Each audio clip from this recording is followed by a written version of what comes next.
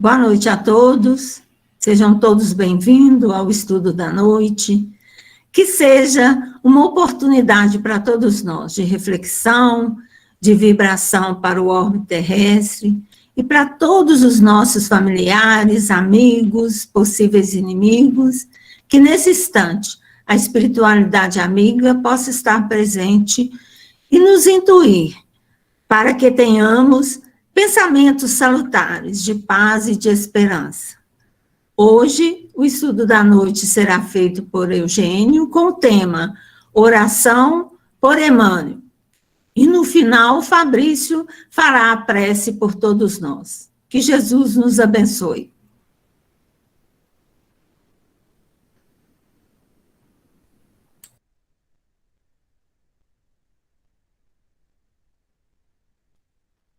Boa noite a todos. Vamos então iniciar o nosso estudo, buscando a oração interior, as vibrações maiores do alto, a favorecer a nossa percepção e também a nossa emissão de pensamentos salutares, a chegar aos corações aflitos, a chegar àqueles que buscam a consolação, o entendimento, o alívio, e nesses momentos possamos nós desencarnarmos em pensamentos e corações e unirmos essa espiritualidade maior que trabalha em favor de todos nós, tanto encarnados quanto os desencarnados, em nome do Divino Mestre Jesus. Jesus seja conosco hoje e sempre. Graças a Deus. Bom, meus amigos, hoje o que nós temos a trazer, como diz, oração por Emmanuel. E Emmanuel, esse benfeitor, bem unido a todos nós, conhecido e sentido através da sua obra, através de tudo que ele nos legou, através do nosso querido Chico Xavier. E Emmanuel tem a sua história peculiar, e ele começa a narrar essa história no livro Há 2000 anos, quando ele até escreve a Chico, falando se algum dia Jesus permitisse, ele traria a história desse Patrício Públio Lentulus para aprender com as dolorosas experiências de uma alma indiferente e ingrata. Esperemos o tempo e a permissão de Jesus. Ele escreve isso antes dessa publicação do Há 2000 anos, se considerando dessa forma, onde registra, ele trata como indiferente e ingrata essa passagem ou essa trajetória que ele teve na época de Jesus, como um senador romano. E a gente pode observar ao longo de toda a história que a gente não vê esse espírito Emmanuel como um espírito que praticou o mal, ele mesmo se definiu, Ele foi indiferente a essa presença na época, por sua própria questão evolutiva, e se sentiu ingrato, evidentemente, posteriormente à sua compreensão ou à sua conversão ao cristianismo, encarnações que ele teve, futuras, ou seja, após essa experiência. Então, é um pouco disso que a gente vai trazer para a nossa reflexão. Só um minuto. E nós vamos observar esse encontro histórico, de Emmanuel com Jesus, nessa narrativa que ele traz há 2000 anos, mas nós temos também, para a história da civilização, para a história da humanidade, a carta que ele escreve a Tibério César, que foi encontrado depois, acho que no volta do ano 300, no arquivo do Duque de Cesadini, em Roma, onde ele faz esse retrato físico e moral de Jesus, que é uma descrição muito bonita, que ele manda para Tibério César como senador pela solicitação do mesmo. Eu vou ler um trecho dessa passagem para ver qual foi a visão de Emmanuel como Públio Lentulus naquela época em que ele escreve ao imperador Tibério César, que havia solicitado notícias dos feitos de Jesus. Então ele diz o seguinte: sabendo que desejas conhecer quanto vou narrar, existindo nos nossos tempos um homem, o qual vive atualmente de grandes virtudes, chamado Jesus, que pelo povo é inculcado o profeta da verdade, e os seus discípulos dizem que é filho de Deus, Criador do céu e da terra e de todas as coisas que nela se acham e tenham estado. Em verdade, ó César, cada dia se ouve coisas maravilhosas desse Jesus. Ressuscita os mortos, cura os enfermos. Em uma só palavra, é um homem de justa estatura e muito belo no aspecto, e há tanta majestade no rosto que deles, aqueles que o veem, são forçados a amá-lo ou temê-lo. Então, essa carta que Públio Lentulus manda para Tibério César, ele dá essa narrativa sobre a personalidade de Jesus, sobre os feitos de Jesus, né? E como ele era visto pelaquela população romana. Então, ele achava que ele era justo e a sua energia, né? A sua majestade, a sua postura, fazia que quem o enxergasse, amasse ou ter medo de tanta força espiritual que havia em Jesus. Essa foi a visão, a compreensão de Emmanuel, como Públio Lentulus encarnado na época, sobre a personalidade de Jesus. Ele narra mais coisas sobre até o porte físico de Jesus, né? Sobre a beleza, o estilo, o rosto, tudo com muito detalhe. Sobre Maria também, né? Ele diz que não existia mulher mais bonita no reino que pudesse descrever a Maria. E ele termina essa carta dizendo o seguinte: disse que esse Jesus nunca fez mal a quem quer que seja, mas o contrário, aqueles que o conhecem e com ele têm praticado afirmam ter ele recebido grandes benefícios e saúde. Porém, a tua obediência estou prontíssimo. Aquilo que tua majestade ordenar será cumprido. Vale da majestade tua, fidelíssimo e obrigadíssimo, Públio Lentulus, presidente da Judéia Lindisione, sétima luna secunda. Olha a finalização. Apesar de tudo que ele tinha observado de Jesus, né? Ele narrou com fidelidade, mas se colocou à disposição para o que fosse feito, né? A Jesus naquela época. Aí por isso que ele fala de uma alma indiferente, né, e ingrata, porque ele teve essa visão, mas diante, né, aos poderes políticos, a materialidade, ele não conseguiu estabelecer uma firmeza para seguir o Mestre Jesus, que ele fala com ele: você pode me seguir agora, né, no encontro que ele teve com Jesus, ou daqui a alguns séculos, alguns anos, alguns milênios, enfim. Mas que ele era determinado. Então, já era um escolhido de Jesus para a realização da obra do cristianismo. Né? Vocês podem concordar comigo ou não, mas pelo que Jesus fala com ele, ele era o escolhido, como cada um de nós é escolhido para uma tarefa na criação quando reencarnamos, né? Cada um tem que deixar a sua contribuição, nem que seja ínfima na Terra, para o crescimento. Então, cada um contribui de acordo com a sua estatura espiritual. E, devido à postura de Emmanuel, Jesus identifica ele no futuro, seria, né, um grande servo, como o foi.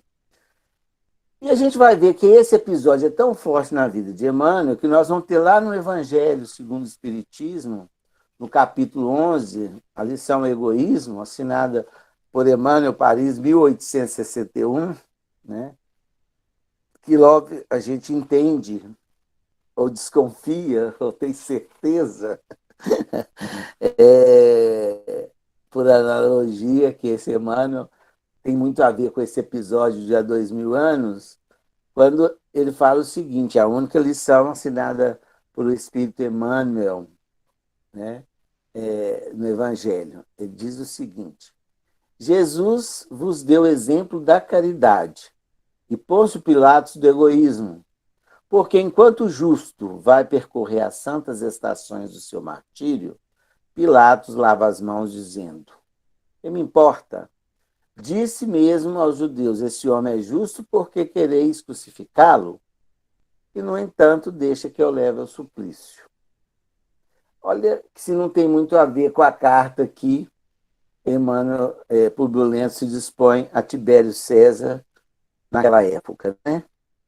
E depois ele diz o seguinte: é a esse antagonismo da caridade e do egoísmo, a invasão dessa lepra no coração humano, que o cristianismo deve não ter ainda cumprido a toda a sua missão. Então, ele coloca que a questão do egoísmo, né, que é o antagonismo à caridade, é que impede o crescimento do cristianismo ou a implantação definitiva do cristianismo na Terra para cumprir toda a sua missão. Então, ela ainda está em construção. Então, esse episódio nos situa um pouco, Emmanuel, na chegada até o nosso benfeitor Chico Xavier com essa tarefa, né, memorável, de fraternidade, de amor à humanidade.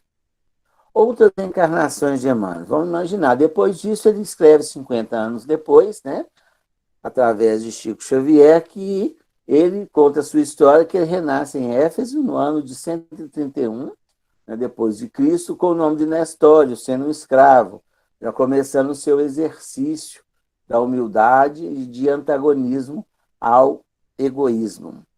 Depois nós vamos ter em Avo Cristo, já em 233, né, ele, como Basílio, já é filho de um escravo de gregos, né, que nasceu em Chipre e já nasceu liberto. Ele foi, aliás, ele foi liberto no ano de 233. Então, temos o Basílio, que já era filho de escravos gregos, e está na história de Ave Cristo, quem quiser estudar um pouco mais.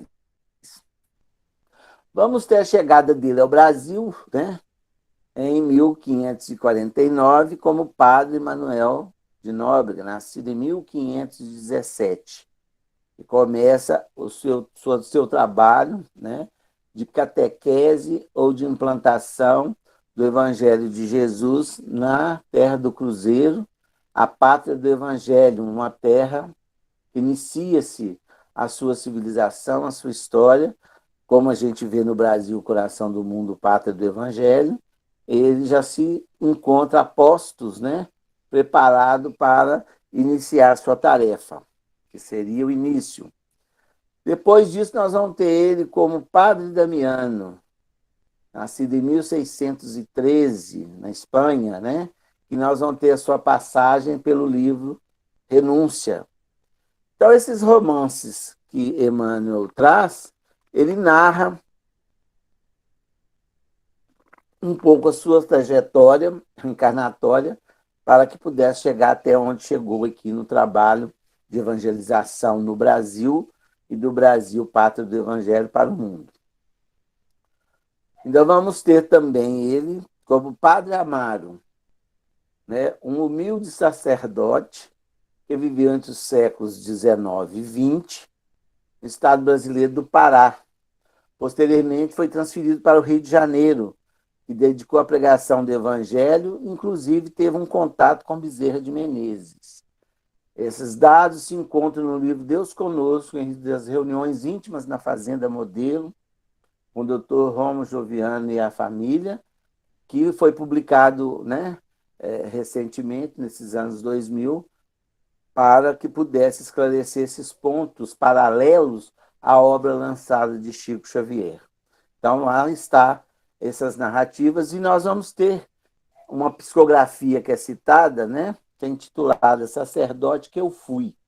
Essa mensagem está no livro Notáveis Reportagens com Chico Xavier, de Clementino de Alencar, livro que a gente cita muito em nossos estudos, que é de 1935. E quando a gente lê, a gente imagina que é do padre Manuel da Nóbrega, né? Que foi o padre que a gente conhecia, mas não.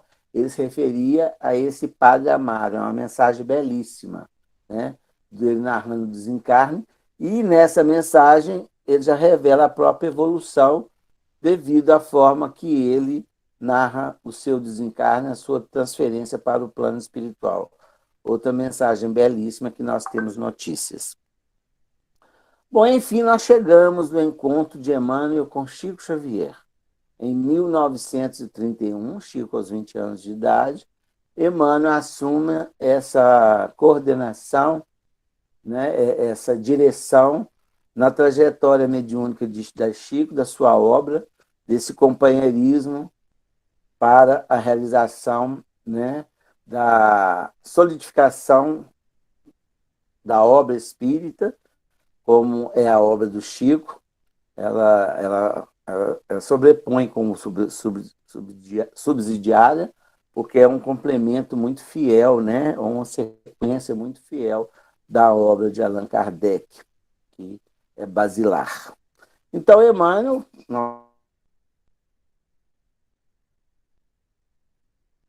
de Chico Xavier com a doutrina, né, junto com Emmanuel. E o Chico já tinha suas experiências desde os 17 anos, e Emmanuel aparece, ou se manifesta para Chico em 1931, ao Chico completando seus 21 anos de idade, já com o Parnaso de Além-Túmulo engatilhado para ser lançado. Então, acreditamos que todas essas observações e ligações necessárias, né, ocorreram até então, até que Emmanuel se apresenta a Chico. E aí a gente vê que nasce a história do Chico. E nós contamos tudo isso para chegar na oração que nós queremos falar na noite de hoje. E o Chico, na sua trajetória, funda o Luiz Gonzaga, né, trabalha incessantemente em psicografias e receituários.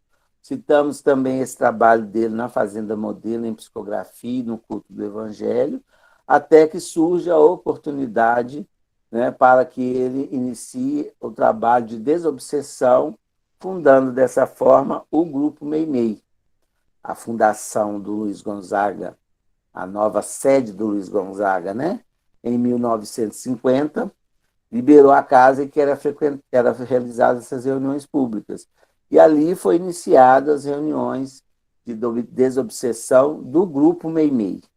Foi nessa casa, né, que pertenceu a José Xavier, onde se realizavam essas reuniões do Luiz Gonzaga até a fundação da sua sede. Ali começou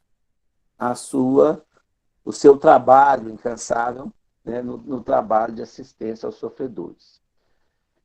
E, como nos narra Arnaldo, Chico, ele construiu essa possibilidade no preparo a Arnaldo Rocha, que era o esposo de Meimei, para a direção ou coordenação das reuniões, porque Chico ali foi trabalhar como um médium psicofônico, né, no atendimento aos espíritos sofredores. Então, em 31 de julho de 1952, funda-se o Grupo Espírita Meimei, ou Grupo Meimei. Mais tarde, na legalização desse trabalho, nós, né, organizamos o Centro Espírita Meimei. Então, o Grupo Meimei inicia suas atividades em 31 de julho de 1952, né, na casa de José Xavier, né? Hoje reside Dona Marta, sua família, né, que estão aqui presentes conosco. E a nova sede do Meimei, ela é inaugurada em julho de 1954, exatamente no dia 29 de julho de 54, 2 dias antes de completar 2 anos, né, da fundação ou do início dos trabalhos do Grupo Meimei. E nós tivemos a felicidade, na quinta-feira última, né, foi dia 29 de julho, e nos fez recordar esta oração que Emmanuel faz, a prece que Emmanuel faz na abertura da sede do Grupo Meimei. Como nós costumamos dizer, acho que é a única casa que tem um registro na oração do benfeitor Emmanuel na abertura das portas para o trabalho. E Emmanuel, a prece que ele traz, a oração por Emmanuel, que ele faz nesse dia, lá no Centro Espírita Meimei, no dia 29 de julho de 54, né, ele se mostra muito emocionado e parece, na sua prece, o que ele mostra? A solidificação de todas as propostas de transformação que ele teve, né? Um olhar para trás que ele faz de toda a sua trajetória como espírito, a partir dessa visão, desse contato que ele teve com o nosso Senhor Jesus Cristo, narrado há 2000 anos. Eu trouxe um trecho da oração que eu vou convidar todos que leiam e façam essa oração, né, em agradecimento a todo esse trabalho. E nós nos reportamos também, porque nós fizemos, então, no Centro Espírita Meimei, 69 anos de funcionamento ininterrupto, e no dia 29, né, fez 67 anos que Emmanuel profere essa prece naquelas paredes simples, naquela mesa simples, naquela casa simples, que é dedicado ao grupo Espírita Meimei, ou grupo Meimei. E Emmanuel fala o seguinte: Senhor Jesus, vimos de longe para agradecer-te a bondade. Viajantes do tempo, procedemos de Tebas, da Babilônia, de Heliópolis, de Atenas, de Esparta, de Roma. Tantas vezes respiramos na grandeza terrestre. Achamo-nos em nova casa de trabalho. Em nosso novo templo, sentimos a simplicidade reconquistada para que nos disponhamos ao espírito de serviço. E ele segue essa prece, mas pela construção que a gente faz, olha a emoção dele de recordar todos esses lugares onde ele passou. Eu citei apenas algumas encarnações mais significativas para a tarefa que ele viria a realizar, mas ele teve várias encarnações em que ele fala que respirou essa grandeza terrestre. E o agradecimento dele está naquela casa simples que inspirava, né, ao espírito de serviço. É uma conquista que Emmanuel faz, é uma prece que ele fez, sentida, né, uma prece de agradecimento dele em espírito.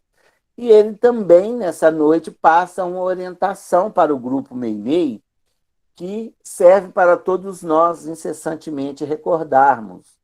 E depois que ele se posiciona, que ele faz o seu agradecimento, ele, num ato de humildade, se coloca, né, junto aos membros do grupo, então, que ali estavam presentes e tiveram a felicidade de absorver essas palavras, e nós temos a felicidade de recebê-las constantemente, mesmo após tantos anos.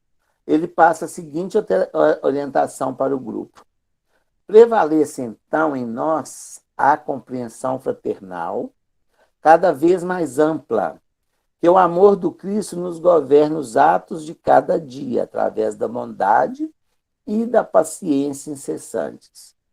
Olha o que ele fala: a compreensão fraternal que um grupo necessita para a realização do trabalho com amor em Jesus, né? Pedindo a Jesus que governe-nos, para que nós tenhamos sempre bondade, que é o tônico para a sustentação de um trabalho como o nosso, né? E da paciência incessante também, porque o aprendizado é necessário a todos nós. Nós não estamos ali realizando só o trabalho de caridade, né? Nós estamos recebendo a caridade do trabalho para aprendermos alguma coisa. E Emmanuel, né, mais esse ato de humildade, ele dirige a Chico, ou ao grupo todo, né? Mas a gente vê a intimidade do Emmanuel com Chico, esse diretor, né, espiritual das tarefas do Chico. Convosco temos aprendido a alegria de confiar e servir. E nas horas escuras ou claras, agradáveis ou difíceis, temos sido ao vosso lado, não o orientador que nunca fomos, mas sim o companheiro e irmão que podemos ser. Nessa posição estaremos em vossa companhia, cultivando o ideal de nossa transformação em Cristo Jesus. Olha que ato de humildade dele, se igualando a todos, né, dirigindo aqui ao grupo no trabalho de estar junto com eles nessa caminhada, né? Transformadora do espírito pelo conhecimento e prática do Evangelho e entendimento das leis que nos regem os dois planos da vida, que é o que a doutrina nos oferece. Então, meus amigos, essa lição que a gente queria refletir com todos nós, comemorando os nossos 69 anos, né, do Grupo Espírita Meimei, do trabalho ali realizado. É uma forma também que nós encontramos sempre de agradecer esse legado, essa oportunidade que nos é conferida de pisar naquele lugar sagrado e que tenhamos a fé firme de honrar, né, essa oferenda, essa oportunidade a todos nós concedidas. E, gente, assim, para que a gente possa refletir a beleza desse trabalho, o Chico, ele funda esse grupo, em 29 de julho de 54, pisa uma nova sede, e Chico imediatamente requisita o Zeca Machado, né, em 54, dia 3 de agosto, ou seja, amanhã, completando os seus 67 anos de trabalho também ininterruptos, porque na semana seguinte da inauguração da sede, Zeca Machado abre os trabalhos mediúnicos naquela casa, utilizando a sede do Meimei, para mais uma reunião de desobsessão, uma reunião mediúnica, que hoje está, né, sob a direção do nosso companheiro de luta, de caminhada, nosso amigo Hélio, que dirige essa reunião que herdou do seu pai, o pai herdou de outros e está aí até hoje no trabalho. E nessa reunião de terça e nessa reunião de quinta, congregaram os espíritas todos que deram solidez ao nosso movimento espírita de Pedro Leopoldo. Então, merece a nossa lembrança e o nosso agradecimento nessa data tão importante, né? Zeca, depois de 62 a 63, ele constrói a sede do Grupo Espírita Cheira, que abriu as portas para todos, né? E Zeca desencarnou também no mês de julho, dia 23 de julho de 64, Zeca se transfere para o trabalho na espiritualidade e tem nos assistido até os dias de hoje, como os demais que daqui partiram, um trabalho louvável e precursor da doutrina dos espíritos, nos possibilitando esse trabalho, né, que nós encontramos hoje engajado pela dedicação e amor de todos. Então, é dia de agradecer, é dia de louvar a Deus, né, por essas oportunidades e reconhecer, né, com gratidão mesmo, a esses que nos deixaram esse legado e essas possibilidades, como eu já disse anteriormente. E vamos refletir nessa bela oração de Emmanuel, nessas instruções valorosas, para que tenhamos mais chances de acertar cada vez mais. Eu gostaria de terminar com uma oração ou uma reflexão que Meimei faz no livro Meimei Vida e Mensagem, como nós tivemos essas possibilidades todas pela presença de Chico Xavier como um médium intermediário, né, desses grandes benfeitores, desses grandes trabalhadores, como Emmanuel, Sheila, Dr. Bezerra, Meimei, André Luiz e outros mais, né, que dedicaram essa tarefa e concentraram o seu trabalho por um bom tempo, formando a base aqui em Pedro Leopoldo e transferindo-a para todos, né, hoje. E Meimei, a gente viu Emmanuel agradecendo, né, se colocando junto a Chico para o trabalho.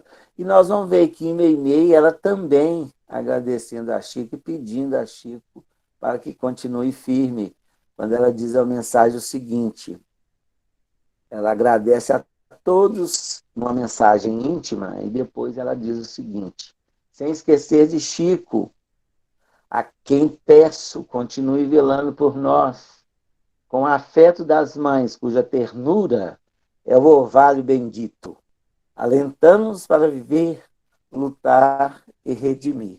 Nós transferimos esse pedido de Meimei para Chico. E continue conosco. Que Jesus nos abençoe. Pai Celestial, viemos humildemente agradecer essa oportunidade, Senhor, de convivermos tanto no plano espiritual como no plano físico, com essas pessoas que puderam, de alguma forma, contribuir para essa casa, para a existência dessa casa. Senhor, somos gratos a todas as reuniões que aqui nessa casa podemos assistir e com o coração aberto, Senhor, agradecemos mais uma vez a Emmanuel, a Chico, a Meimei e a todos esses espíritos que aqui deixaram o seu ensinamento para o nosso crescimento e caminhada seguindo os passos de Jesus. Sabemos, Senhor, que cada dia que passa tentamos melhorar, temos erros, acertos, mas procuramos, Senhor, caminhar em busca da evolução espiritual. Agradecemos de coração a todos os membros dessa casa. Que o Senhor nos abençoe e nos proteja hoje e sempre. Que assim seja. Chico, Chico, Chico, Chico Xavier. Chico, Chico, Chico, homem de fé. Chico, Chico, Chico, Chico Xavier.